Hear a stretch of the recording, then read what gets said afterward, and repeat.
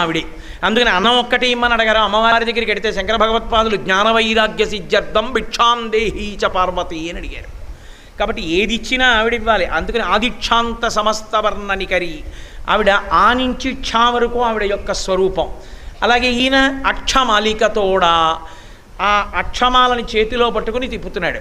బ్రహ్మచారి కాబట్టి అధ్యయనం చేస్తూ ఉంటాడు కాబట్టి అక్షమాలికతోడా, చక్కగా ఆ చిన్న కూకటి జుత్తుతోడా. చౌలము అని వేదంలో ఒక అంగం. చౌలము అంటే శిఖ పెడతారు. చౌలములో పెట్టినటువంటి శిఖ ఇక సన్యాసాశ్రమంలో పెడితేనే తీయాలి. అంతేగాని తిరుమల వెళ్ళి తలనీలాలు ఇచ్చేసామండని అక్కడి నుంచి బోడిగుండు చేయించుకుని ఇంటికి రాకూడదు. ఎప్పుడూ బోడిగుండు చేయించుకోకూడదు. విచిత్రం ఏంటంటే కనీసం వాళ్ళు ఓ బోర్డెట్ అలా చేయించుకోకూడదు. చౌలము అని ఒక సంస్కారం చేస్తారు. చౌలము అన్న సంస్కారం చేస్తే శిఖ పెడతారు. ఆ శిఖ ఒక్క బ్రాహ్మణులకని మీరు అనుకునేరు. శిఖా పరిజ్ఞానము అని వేదంలో చాలా పెద్ద అధ్యాయం దాని గురించి. శిఖ అందరికీ ఉండాలి, ప్రతి వారికి శిఖ ఉండాలి. బ్రహ్మరంధ్ర స్థానాన్ని అక్కడ వరకే తప్ప ఇక దాటి ముట్టుకోవడానికి కూడా వీల్లేదు ఇక. అందుకని ఆ శిఖాస్థానము అంటారు. ఆ శిఖ ఉండాలి తప్పకుండా. కాబట్టి ఆయన ఆ చిన్న కూకటి జుత్తుతోడా, శివుడు బ్రహ్మచారిగా పెడితే ఎన్ని నియమాలు పాటించాడో చూడండి లోకానికి ధర్మం చెప్పడానికి.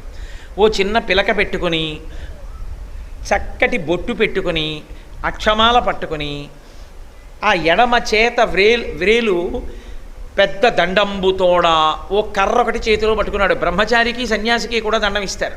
ఎందుకంటే బ్రహ్మచారి అయినా శరీరాన్ని కాపాడుకోవాలిగా. ఓ పామో పురుగో కనబడితే దాన్ని కొట్టి తనను తాను రక్షించుకోవడానికి ఓ దండం. సన్యాసికి దండం ఇస్తారు.